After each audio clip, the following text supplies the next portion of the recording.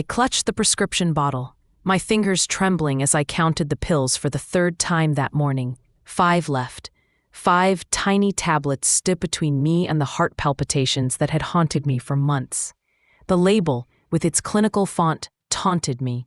Refill by April 10th. Today was April 15th, 2025.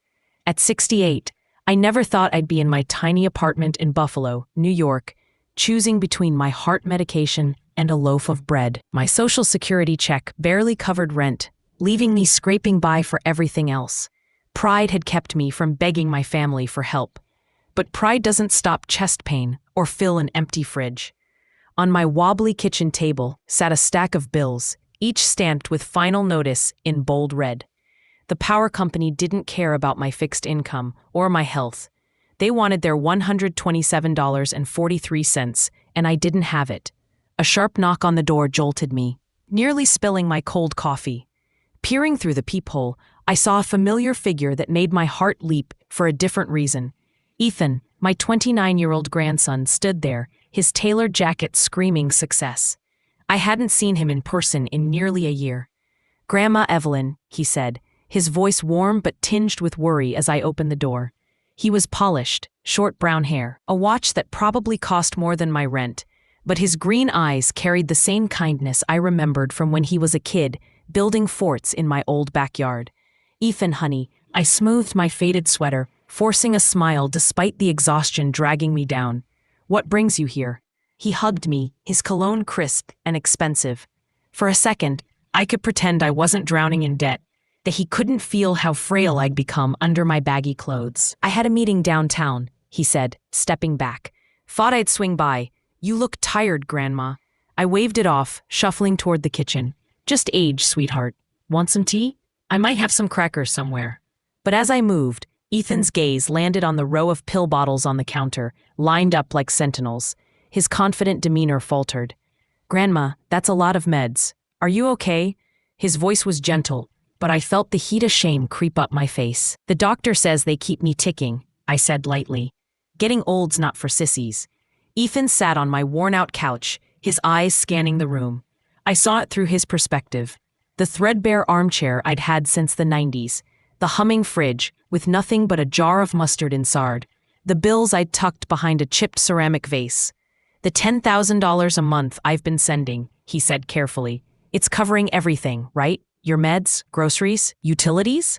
His words hit like a punch. I gripped the counter, my legs wobbling. $10,000? I whispered. Ethan's face drained of color, pale as the snow outside my window. "The money I send to Jessica every month for your care," he said, his voice shrinking. "She said your medical bills were piling up, that you needed help with rent, food, everything. She's been handling it for over a year." The room tilted. For a year, I'd been skipping doses to stretch my prescriptions. Eating canned soup when I could afford it. Layering blankets because I couldn't pay the heating bill. I'd felt invisible, like my family had written me off. "Ethan," I said, my voice barely audible, "I haven't seen a dime of that money." The silence was suffocating. Ethan's expression shifted from confusion to horror, then to a fury I'd never seen in him. His hands balled into fists. "Jessica told me you were too proud to take money directly," he said, his voice tight. "She said you'd only accept it through her, that it made you feel less like a charity case. She told me you were comfortable, that the money was covering everything."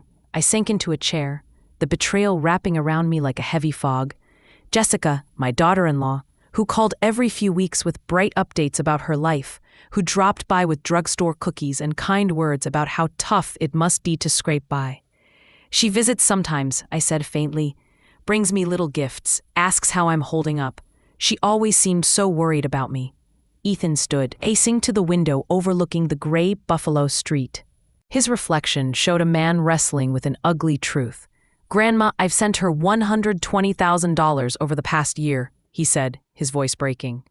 "She said it was barely enough, that your health was getting worse, that she was doing all she could." He turned, his eyes glistening. "What has she done?" The question lingered, heavy with implications. I thought of Jessica's excuses about Ethan being too busy to visit.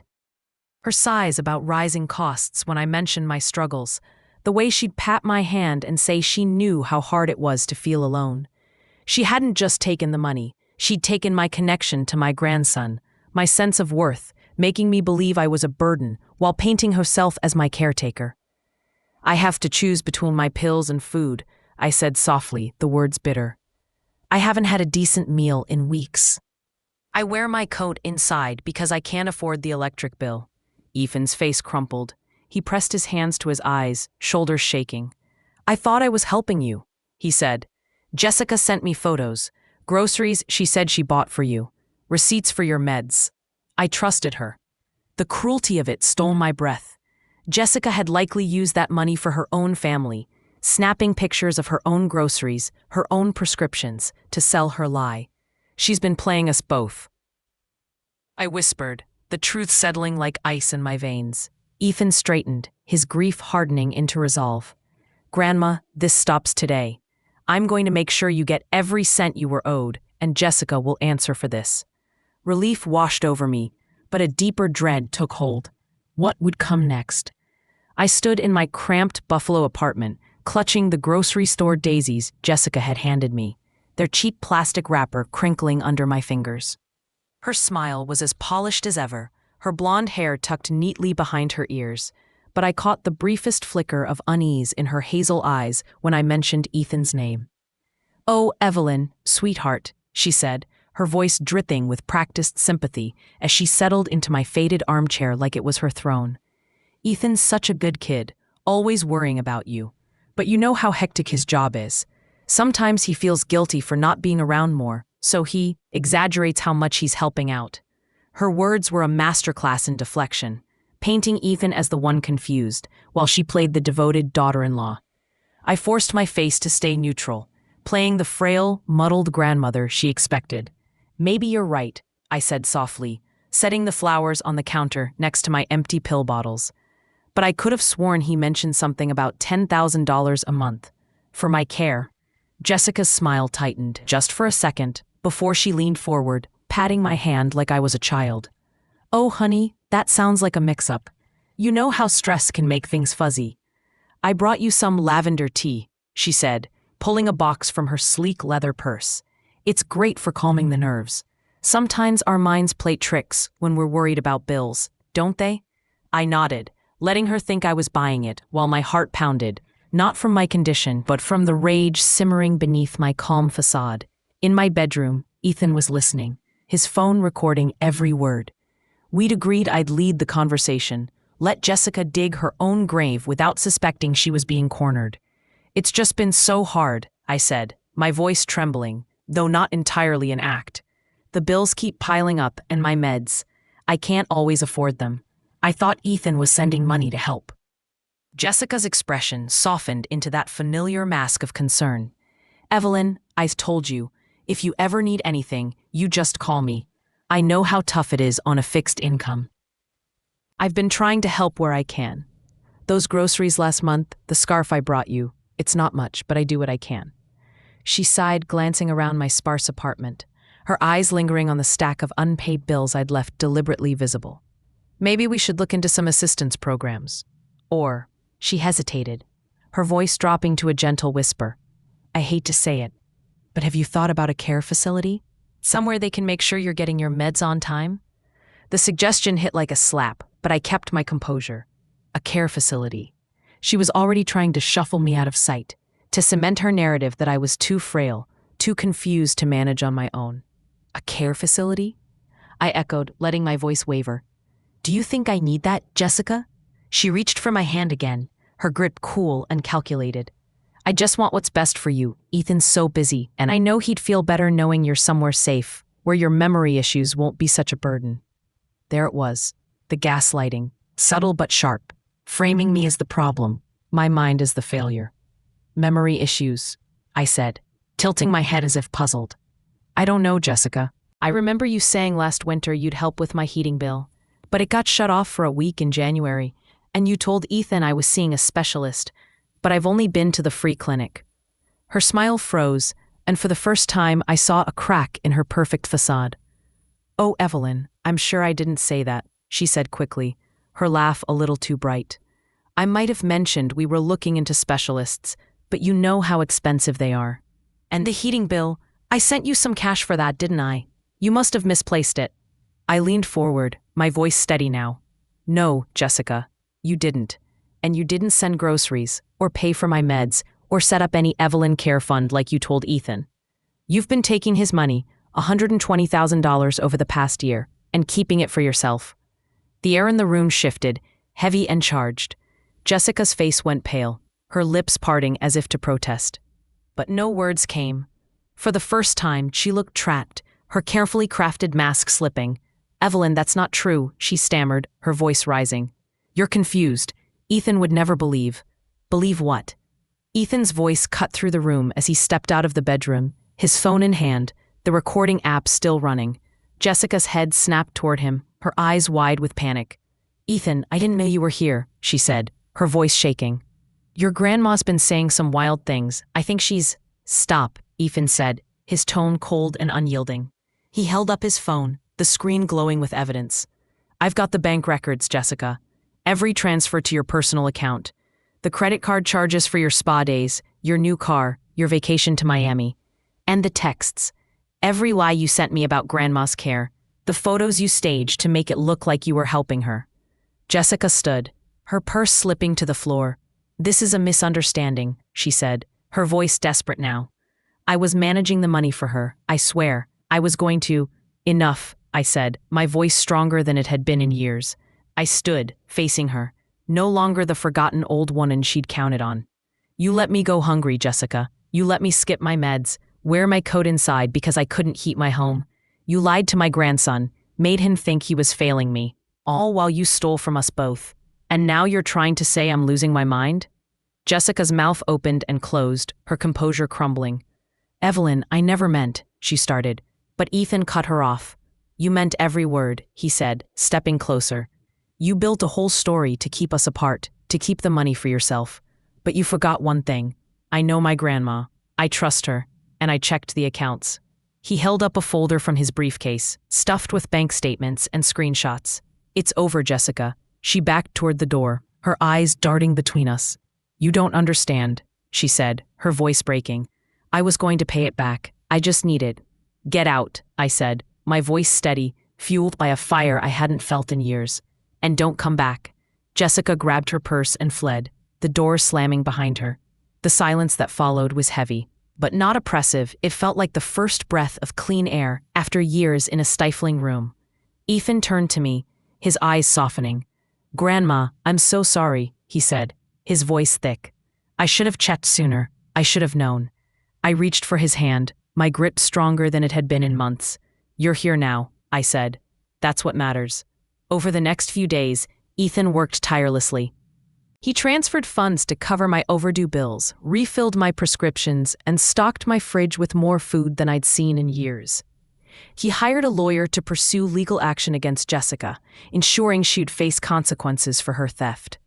But even as my life began to stabilize, questions lingered. If Jessica had been this cunning for a year, what else had she done? Had she manipulated others in the family? What other lies were waiting to be uncovered?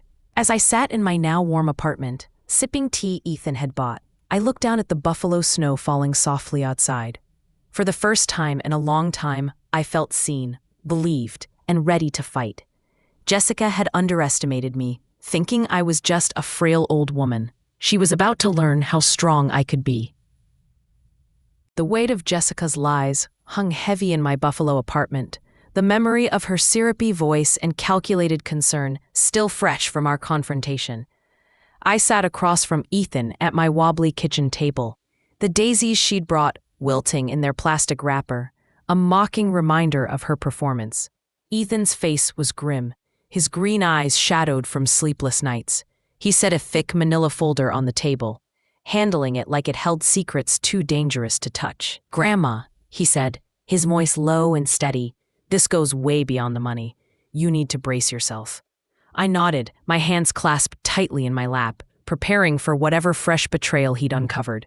The past 3 days had been a whirlwind. Ethan's recording of Jessica's lies, the bank statements proving she'd pocketed $120,000 meant for my care, her staged photos and fake concern, I thought we'd seen the worst of it. Ethan's expression told me I was wrong.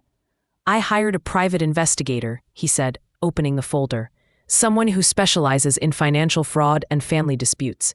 We dug into every transaction, every text, every lie Jessica's told over the past year. He slid a stack of papers toward me, bank records, emails, phone logs, all meticulously organized. It starts here. He handed me a printout of an email dated 18 months ago, 6 months before Ethan started sending the $10,000 monthly payments. The sender was Jessica. The recipient was a man named Daniel Carter, listed as a senior care consultant, with a vague company name I didn't recognize. The subject line read, Evelyn's long-term care plan. My heart sank as I read the email. Daniel, I'm worried about my mother-in-law, Evelyn. Her health is declining, and I'm not sure she can manage on her own much longer. Can you recommend options for assisted living facilities in Buffalo? Something affordable but reputable. We want to ensure she's safe without burdening the family. Assisted living? I whispered, my voice cracking. She was planning to put me away before she even started taking the money? Ethan nodded, his jaw tight. She was laying the groundwork. This email was sent to a real consultant, but the investigator traced the account. It's a front. Daniel Carter doesn't exist.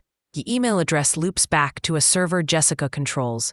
She was creating a paper trail, making it look like she was exploring care options for you, while she was already planning to siphon off the money Ethan sent. I stared at the email, the words blurring as my anger grew. Jessica hadn't just stolen from me.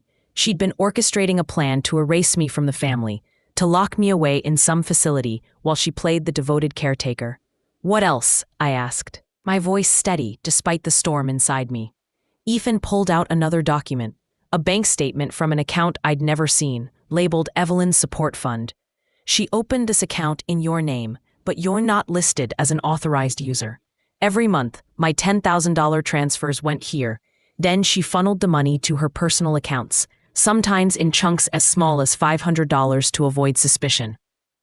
She paid off credit cards for luxury purchases, a designer handbag, a ski trip to Aspen, even a down payment on a second car. And this. He slid a screenshot of a text she'd sent him last Thanksgiving. Evelyn's doing so well, thanks to your support. She loved the Toki dinner I brought her. She's so grateful, but too shy to say it herself. I gripped the edge of the table, my knuckles white. Last Thanksgiving, I'd eaten a microwave meal alone, wrapped in a blanket because the heat was off. There was no turkey dinner, no visit from Jessica.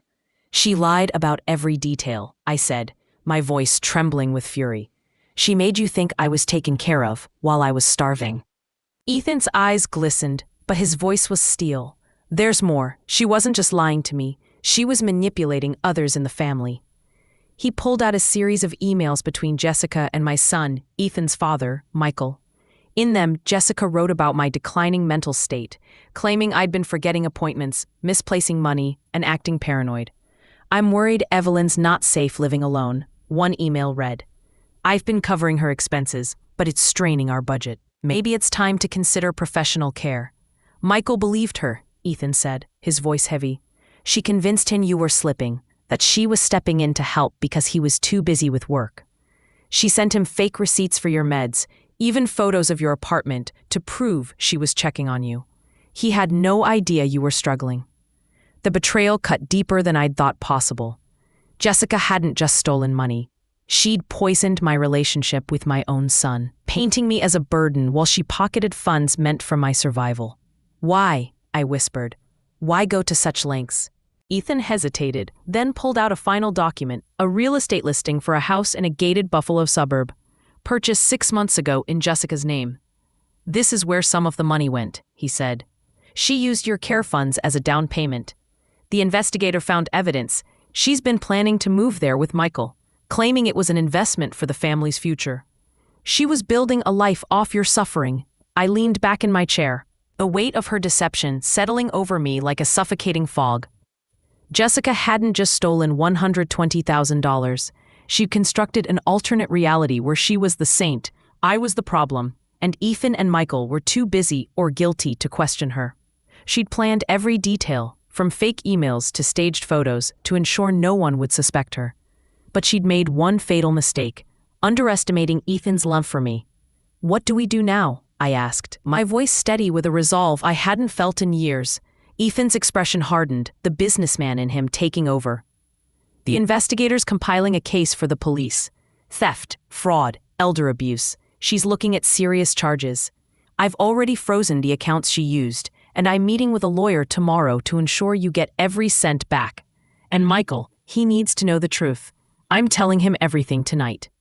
I nodded, a spark of hope igniting in my chest. For the first time in a year, I felt seen, believed, and ready to fight. But a nagging fear lingered. Jessica had been so calculated, so thorough. Had we uncovered everything? Or was there another layer to her lies, waiting to strike? As Ethan gathered the papers, his phone buzzed with a new text. He glanced at it, his face paling. "It's from Jessica," he said, turning the screen toward me. The message read, "Spoke to Evelyn today. She's more confused than ever, asking about money we never discussed. I'm worried her condition's worsening. Can we talk about next steps for her care?" The audacity took my breath away.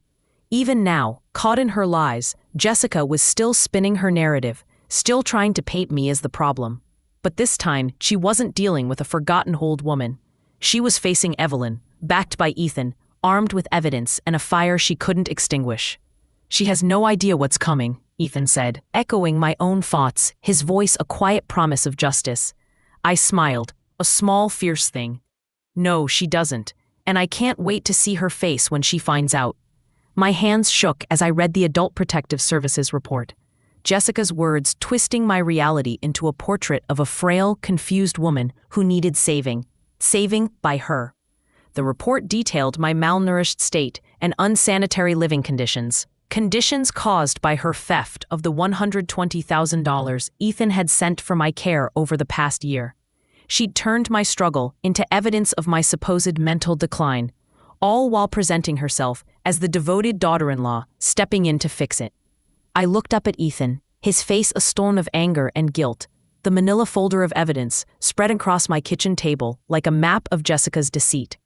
"She contacted Adult Protective Services?" I whispered, my voice barely holding together. "She was going to have me declared incompetent?"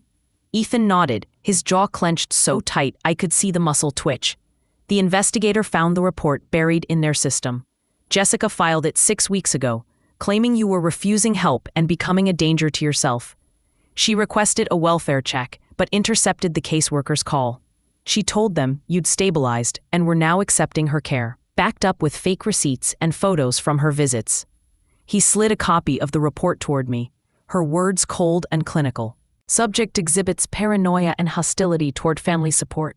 Urgent intervention needed to prevent further deterioration." The betrayal cut deeper than I thought possible.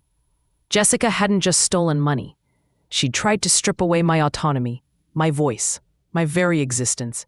If I'd ever challenged her, she could have used that report to have me deemed unfit, locked away in a facility, while she continued to siphon Ethan's money. She was planning to erase me, I said, the realization settling like ice in my veins. "There's more," Ethan said, his voice low and heavy. He pulled out another document, a printed email chain between Jessica and a fake account under the name Daniel Carter, Senior Care Consultant. The email, dated 2 years ago, 6 months before Ethan's payments began, read, "Daniel, Evelyn's becoming more withdrawn. She's not noticing financial inconsistencies yet. Ethan's swamped with work and trusts me to handle her care. We can move forward with the plan. Let me know what paperwork you need." "Who's Daniel Carter?" I asked, though I already suspected the answer. "A ghost," Ethan said grimly. Jessica created the email account and sent messages to herself, building a paper trail to make it look like she was consulting a professional about your care. She even set up a fake website for Carter Care Solutions. Professional logo, fake testimonials, photos of happy seniors. All of it designed to convince me she was working with experts to manage your needs. I stared at the screenshot of the website, polished and convincing, with glowing reviews from non-existent families. Jessica had taken photos during her visits to my apartment, me in my worn armchair, my sparse fridge, my pill bottles, and used them as proof of her care, forwarding fake reports to Ethan about medical visits and grocery deliveries that never happened. "The groceries she claimed to buy for me," I said slowly, "were for her own family, weren't they?" Ethan nodded. "She'd send me receipts for food, meds, even home repairs, things she bought for herself or never purchased at all. The investigator traced the charges. That new furnace she said she installed for you? It was a kitchen remodel for her house. The medical equipment? A gym membership. The scope of her deception was staggering. Jessica hadn't just stolen $120,000. She'd built an entire fictional world where she was my savior, while she systematically isolated me from everyone who mattered. She cut me off from others, I said, my voice shaking with rage. My neighbor, Mrs. Larson, she stopped inviting me to her book club last year. I thought she was tired of me. She wasn't, Ethan said, pulling out another email. Jessica wrote to Mrs. Larson, claiming you were overwhelmed by social events and that inviting you would upset your condition. She told her to stop reaching out to avoid stressing you. He flipped to another document. And your cousin Linda in Rochester, she sent you a care package last Christmas. Jessica had it returned, telling the delivery service you'd moved with no forwarding address. Then she texted Linda, saying you'd asked not to receive packages because they confused you. My heart ached as I remembered Linda's warm holiday cards, how they'd stopped coming, how I'd assumed she'd drifted away. Jessica had severed every tie, friends, family, even my doctor's office. She called my clinic, Ethan continued, his voice tight. 6 months ago, she told them she was your caregiver, and that all medical updates should go through her to avoid confusing you. That's why you weren't getting appointment reminders or test results. She controlled everything. I pressed a hand to my chest, feeling the familiar flutter of my heart condition, worsened by months of skipped meds. I'd thought my confusion about appointments was age, but it was Jessica, filtering my world to keep me dependent, isolated, and silent.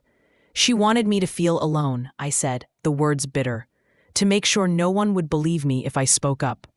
Ethan's eyes glistened, but his voice was resolute. She underestimated us, Grandma. She thought I'd never check, that you'd never fight back, but she was wrong.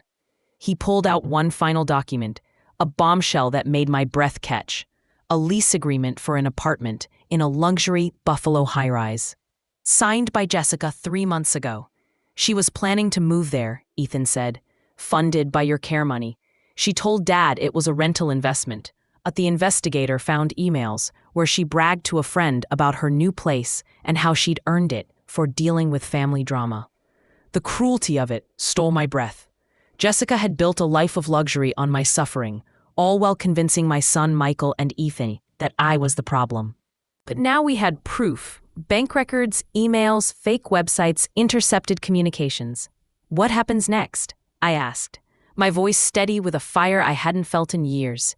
Ethan leaned forward, his eyes blazing with determination. The investigators handing everything to the police. Fraud, theft, elder abuse. Jessica's facing multiple charges. I've already contacted a lawyer to recover the money and sue for damages. And tonight, I'm meeting Dad to show him everything. He needs to know what she's done, not just to you but to our family. A flicker of hope warmed my chest, but a shadow lingered. Jessica's lies had been so meticulous, her plans so far-reaching. Had we truly uncovered everything, or was there another trap waiting, another layer of her deception? As Ethan packed up the folder, his phone buzzed again. Another text from Jessica. Ethan, I'm so worried about Evelyn. She's making wild accusations about money. I think her condition's getting worse. Can we discuss a care facility? It might be the safest option. The audacity sent a chill down my spine. Even now, she was spinning her web, trying to bury me in her lies. But this time, I wasn't alone. I looked at Ethan, his face set with resolve, and felt a strength I thought I'd lost. She's about to learn what happens when you underestimate an old woman, I said, a fierce smile curling my lips. Ethan returned the smile, his voice a quiet vow. And she's about to meet the family she tried to break. The Adult Protective Services report sat heavy in my hands, Jessica's words painting me as a confused, malnourished woman teetering on the edge of incompetence. She documented my struggles, caused by her theft of $120,000 meant for my care, as evidence to have me declared unfit, potentially locked away in a facility where I'd be silenced forever. The realization chilled me, but it also lit a fire. She was planning to have me committed, I whispered, my voice steady despite the storm inside. Ethan's eyes burned with fury, his hands gripping the edge of my kitchen table in our Buffalo apartment. That was her endgame, he said. Control your life, your money, everything, while keeping you out of sight, unable to challenge her. But she made one mistake, Grandma. What's that? I asked, meeting his gaze. She underestimated us, he said, his voice low and fierce. She thought you were helpless, and I was too busy to notice. She was wrong. I nodded, a cold determination settling over me. Jessica had pushed too far, and now she'd face the consequences. Over the next 2 weeks, Ethan and I became partners in a quiet war. Our small apartment, a command center littered with bank records, emails, and plans. Our strategy was simple but ruthless. Give Jessica the rope to hang herself with her own lies. We let her think she's winning, Ethan said, spreading out our checklist on the table. No big confrontations. Just let her dig deeper into her story until it collapses. Phase 1. Play the part. I leaned into the role Jessica had written for me, the confused, frail grandmother. During her next visit, I greeted her with a shaky voice, asking about money I thought Ethan had sent, then repeating myself as if I'd forgotten her answer. Didn't you say something about a care fund? I mumbled, feigning bewilderment. Jessica's eyes gleamed with smug satisfaction as she pulled out her phone, recording a voice memo. Evelyn's very disoriented today, asking about non-existent money and mentioning neighbors she hasn't seen in months. I'm worried her condition's worsening. She sent the memo to Ethan, along with a text. We may need to look at care facilities sooner than planned. She's not herself. Each message was another nail in her coffin, proof of her eagerness to label me incompetent. Phase 2. Feed her lies. Ethan started requesting detailed updates from Jessica about my care. What medications was she managing? Which specialists had I seen? What equipment had she bought? Confident in her unchallenged narrative, Jessica spun an elaborate web. She texted Ethan about a cardiologist increasing your beta blocker dosage and a new walker with ergonomic grips for your mobility. She even claimed to have hired a nurse for weekly check-ins. None of it was true. No doctors, no walkers, no nurses, but she documented each lie with the boldness of someone who'd never been questioned. Ethan saved every message, every fake receipt, building a case she couldn't escape. Meanwhile, I began rebuilding the connections she'd severed. I called Mrs. Larson, my neighbor, who was overjoyed to hear from me. I wanted to invite you to my book club last year, she said, her voice warm but confused. Jessica told me social events were too much for you, that they upset your condition. My cousin Linda in Rochester was equally shocked when I reached out. I sent you a Christmas gift last year, she said. It came back with a note saying you'd moved. Jessica called, said you were struggling with memory issues and that contacting you directly would stress you out. Each call revealed another layer of Jessica's campaign to isolate me, but instead of despair, I felt energized. Every severed tie was evidence, every intercepted package a piece of the puzzle we were assembling. Phase 3. Let her overreach.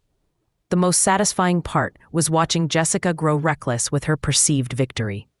She brought brochures for assisted living facilities in Buffalo, speaking in hushed tones about my declining health, while her eyes betrayed a flicker of triumph. It's so hard to see you struggle, she told Ethan over a recorded call, her voice dripping with false sorrow. Evelyn's not safe alone anymore. We need to consider memory care. She even contacted a lawyer about guardianship, positioning herself as the only family member willing to take responsibility for me. Her lies grew bolder. She started spending Ethan's money openly. A $20,000 kitchen renovation she claimed was accessibility upgrades for my visits. A diamond necklace she said was a gift for managing family stress. She texted Ethan a photo of the renovated kitchen, made the space safer for when Evelyn visits. The old setup wasn't suitable for her mobility. I'd never set foot in her house, not even for coffee. But Jessica, drunk on her own success, believed her lies were airtight. She even reached out to distant relatives, emailing my niece in Syracuse. Evelyn's condition is getting harder to manage. It's taking a toll on us, but we're doing our best to keep her comfortable. The sympathy she fished for was another layer of her performance, and we saved every wound. The final blow came when Ethan uncovered a new email from Jessica to her fake Daniel Carter account, sent just days ago. Evelyn's deteriorating fast. Ethan's asking more questions, but I've got everything under control. Let's push for guardianship soon. Her finances need oversight, and I'm the only one she trusts. The arrogance of it took my breath away. She thought she'd won, that she could lock me away and keep Ethan's money flowing indefinitely. But we were ready. Ethan's investigator had compiled a dossier, bank records, fake emails, staged photos, and the Adult Protective Services report where Jessica had painted me as a danger to myself. The lawyer was preparing charges: theft, fraud, elder abuse, and potential forgery. Ethan had scheduled a meeting with his father, Michael, to reveal the truth, armed with every piece of evidence. As we sat in my apartment, the snow falling softly outside, Ethan looked at me with a mix of pride and resolve. She thought she could break us, he said. But she didn't know who she was dealing with. I smiled, a fierce, unfamiliar strength coursing through me. She's about to find out what happens when you try to bury an old woman who's still got fight left. That night, Ethan's phone buzzed with another text from Jessica. Evelyn's confused again, asking about money and doctors that don't exist. I'm scheduling a facility tour tomorrow. Can you join to discuss next steps? Her words were a final, desperate attempt to tighten her grip. But this time, the track was hers, and we were closing it. Jessica's email to my niece in Syracuse sat heavy on my mind. Evelyn's condition is taking a toll, but we're doing all we can to keep her comfortable. Any support would be appreciated. Several relatives had responded, sending small checks or Venmo payments for my care. All of which Jessica funneled into her personal accounts. What began as theft had ballooned into a sprawling fraud scheme, exploiting my supposed frailty to milk sympathy and money from anyone who'd ever known me. She got cocky, Ethan said, his voice sharp as we reviewed the final pieces of evidence in my Buffalo apartment. The more she got away with, the bolder she became. By the end of our third week, we had everything. Bank records tracing $120,000 in stolen funds, phone logs showing her interception of my calls and packages, emails to her fake Daniel Carter account, and the Adult Protective Services report where she'd painted me as a danger to myself. Most damning were the recordings of her gleefully documenting my dementia to push for memory care, all while pocketing the money meant for my survival. Phase 4, I said, checking our plan with a grim smile. We spring the trap. The meeting was set for Friday at Ethan's sleek downtown Buffalo office. Jessica thought she was there to finalize my transition to an assisted living facility, armed with brochures and fake reports about my worsening condition. She had no idea she was walking into her own reckoning. The night before, I sat in my apartment, surrounded by evidence of what she'd stolen. Not just money, but my relationships, my independence, my dignity. Tomorrow, she'd learn that some people, when pushed too far, don't just fight back. They dismantle everything in their path. Jessica arrived early, clutching a leather folder stuffed with her fabricated evidence, her blonde hair perfect, her smile practiced. I watched from the reception area as she checked her reflection in the elevator doors, preparing for what she thought was her final victory. Ethan greeted her with cool professionalism. "Jessica, thanks for coming," he said, leading her into the conference room, a modern space with floor-to-ceiling windows and hidden recording equipment. "I've asked Grandma to join us. It's important she's part of this discussion." Jessica's face paled as I stepped in behind Ethan, her eyes flickering with panic before she forced her concerned daughter-in-law mask back on. "Evelyn, honey," she said, her voice strained, "I didn't expect you here. Are you sure you're up for this? These meetings can be so overwhelming." I sat across from her, meeting her gaze with a clarity that made her shift in her seat. "I'm feeling sharper than ever, Jessica," I said, my voice steady. "The sharpest I've been in a year." She glanced nervously between Ethan and me, sensing the shift, but unable to pinpoint the danger. "That's wonderful," she said, forcing a smile. "Though, you know how good days can turn difficult. Let's start with some documentation," Ethan cut in, opening a thick folder and spreading bank statements across the table. "These show every transfer I've sent over the past year, $120,000, all to accounts you controlled, supposedly for Grandma's care." Jessica's hands trembled as she reached for the papers, her breathing shallow. "Yes, and every cent went to Evelyn's needs," she said quickly. "Her medical bills, groceries, utilities, it's been a lot to manage." "Really?" I said, my voice calm but sharp. "Which medical bills, Jessica? The cardiologist visits that never happened? The prescriptions I couldn't afford? The walker you said you bought but I've never seen?" Her eyes widened, the first crack in her facade. "Your specialists, the home care visits," she stammered. "We've discussed all of this." Ethan slid another document forward, medical records from my actual doctor. "No specialist visits in a year," he said. "No prescription changes, no home care. In fact, your clinic has a note that you, Jessica, insisted on handling all communications to avoid confusing Grandma. That's why she wasn't getting appointment reminders." Sweat beaded on Jessica's forehead, her perfect composure crumbling. "There's been a misunderstanding," she said, her voice rising. "I have receipts, reports." "These reports?" I interrupted, pulling out printouts of her emails to Daniel Carter, the fate tear consultant she'd invented. "The website for Carter Care Solutions that doesn't exist? The testimonials from families you made up." The silence was suffocating. Jessica stared at the evidence, her mouth working soundlessly, her carefully crafted world unraveling. Ethan pressed on, placed some phone logs on the table. "Or maybe you meant these, the calls and emails where you told Mrs. Larson not to invite Grandma to her book club, or told Cousin Linda that packages would confuse her. You cut her off from everyone, Jessica, so no one would question your lies." Jessica's voice came out as a desperate croak. "I was protecting Evelyn. She was struggling, confused. I didn't want to upset her condition." "What condition?" I snapped, leaning forward. "The dementia you invented? The one you documented in that Adult Protective Services report, claiming I was malnourished and a danger to myself. The one you used to justify stealing $120,000 while I went hungry and skipped my meds?" Her face went white, her hands gripping the table. "You're twisting this," she whispered. "I was trying to help." "No," Ethan said, his voice like steel. "You built a fraud scheme. You created fake accounts, fake businesses, fake reports. You spent Grandma's care money on a new car, a kitchen remodel, an apartment lease. You even solicited money from relatives, claiming it was for her." He slid forward the email to my niece in Syracuse, her plea for support underlined. Jessica's eyes darted to the door, as if calculating an escape. "This is a mistake," she said, her voice breaking.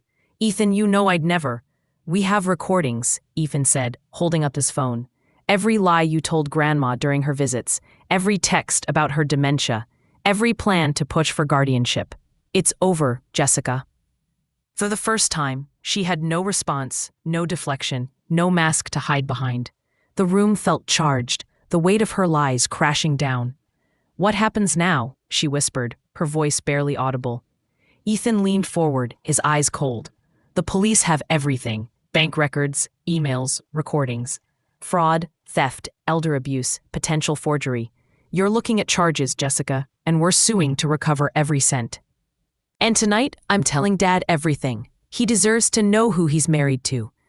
Jessica's shoulders slumped, her defeat palpable. I stood, feeling taller than I had in years. "You thought I was just an old woman you could erase," I said, my voice ringing with a strength I'd rediscovered. "You thought you could break me, break us, but you forgot one thing. Family fights back." She didn't look at me as she grabbed her folder and stumbled out, the door slamming behind her. The silence that followed was different, lighter, like a storm had passed. Ethan reached for my hand, his grip warm and steady. "We did it, Grandma," he said, a small smile breaking through his anger. "She's done." I squeezed his hand, tears prickling my eyes, not from sadness, but from triumph. "We're not done yet," I said. "We've got to tell your father. Make sure she faces the consequences, and I'm not letting her take one more piece of this family." That night, as Ethan prepared to meet Michael, I sat in my apartment, the buffalo snow falling outside. For the first time in a year, I felt whole. Not the confused, forgotten woman Jessica had tried to create, but Evelyn, fierce and unbreakable. Jessica had tried to bury me, but she'd only made me stronger.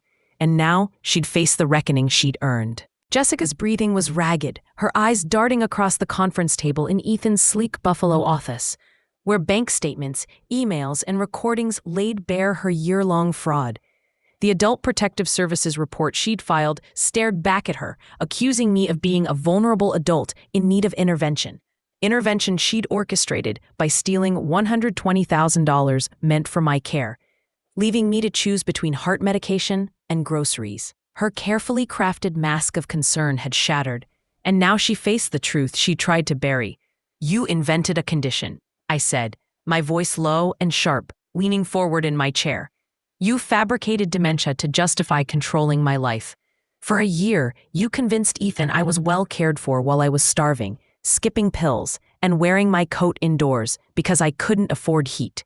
You isolated me from my family, my friends, my neighbors, then used my desperation as proof I was incompetent. Jessica's hands shook, clutching her leather folder of fake reports. I was trying to help, she stammered, her voice thin. The money, it's complicated. I was managing everything to keep you comfortable. Comfortable? I said, my voice rising with a fury I'd held back too long. What I needed was the $120,000 Ethan sent you. What I needed was my son's calls, my cousin's letters, my neighbor's invitations. You stole all of that, Jessica, while convincing everyone you were a saint. Ethan placed the Adult Protective Services report on the table, its words a damning indictment of her lies. This is especially telling, he said, his tone icy. You reported Grandma as a danger to herself, then positioned yourself as the solution. After causing her suffering by stealing her support, you wanted her declared unfit, locked away, so you could keep the money flowing. Jessica stared at the report, her last defense crumbling. I was worried about her, she whispered, but the words lacked conviction. I thought I was doing what was best. Best for who? I snapped. You needed that report to silence me if I ever questioned you. You built a whole world of lies, fake doctors, fake care funds, a fake website for Carter Care Solutions. You even told my son Michael I was losing my mind. So he'd trust you to manage me. The room went silent, save for Jessica's shallow breaths. She looked around, trapped, her eyes searching for an escape that didn't exist. Every lie was exposed, every manipulation documented, every cruel calculation laid bare. The police have everything, Ethan said, his voice calm but unyielding. Bank records, emails, your recordings plotting to commit Grandma to memory care. Fraud, theft, elder abuse, mail tampering. You're facing serious charges. The district attorney's office is already reviewing the case, and we're suing to recover every cent, plus damages. And tonight, I'm showing Dad all of this. He needs to know who you really are. Jessica's composure broke completely, tears streaming down her face, not from remorse, but from panic. I can pay it back, she pleaded, her voice desperate. The money, all of it. We don't have to involve anyone else. This is a family matter. This stopped being a family matter when you decided to destroy my life for profit, I said, standing to face her. From my purse, I pulled a stack of letters, each one from someone she'd driven away. These are from Mrs. Larson, who stopped inviting me to her book club because you said it would upset me. From cousin Linda in Rochester, who thought I'd moved because you returned her gifts. From my niece in Syracuse, who sent you money for my care. They're all coming to visit me this weekend, Jessica. They want to see how sharp I am for someone you said had dementia. Jessica stared at the letters, her face a mask of horror as her lies unraveled before everyone she'd manipulated. The relatives who'd sent her money, the neighbors who'd backed off, the friends she'd convinced I was too fragile to contact, they'd all learn the truth. We're not asking for anything from you, I said, my voice steady and final. We're telling you what's happening. You'll face charges for fraud, elder abuse, and theft. You'll be exposed to everyone you lied to, and you'll lose everything you stole, plus more. I leaned across the table, meeting her terrified eyes. You thought you could erase me, Jessica. You thought I was just an old woman you could break. But I'm still here, and I'm stronger than you ever imagined. She grabbed her folder and fled, the door slamming behind her, leaving a silence that felt like victory. Ethan reached for my hand, his grip warm and steady. We did it, Grandma, he said, a fierce pride in his eyes. She's finished. I squeezed his hand, tears of triumph in my eyes. Not quite, I said. We still need to tell your father, and I want to be there when she faces the consequences. That evening, Ethan prepared to meet Michael, armed with the evidence that would shatter his trust in Jessica. I sat in my apartment, the buffalo snow falling softly outside, my heart lighter than it had been in a year. Jessica had tried to reduce me to a shadow, a problem to be managed. Instead, she'd awakened a fire I thought I'd lost. I was Evelyn, sharp, unbreakable, and ready to reclaim my life. Over the next weeks, the legal process began. The police charged Jessica with theft, fraud, and elder abuse, and our lawyer filed a civil suit to recover the stolen funds. Michael, devastated but resolute, confronted Jessica, and their marriage unraveled as he saw the depth of her betrayal. My apartment filled with visitors. Mrs. Larson with her book club friends, Linda with a belated Christmas gift, my niece with stories of Syracuse. Each visit rebuilt what Jessica had torn apart. As I stood in my now warm apartment, sipping tea Ethan had bought, I looked out at the snow-covered city. Jessica had underestimated me, thinking I was a forgotten old woman. She'd learned the hard way. I was a force she couldn't bury. And with Ethan by my side, I'd make sure she never forgot it.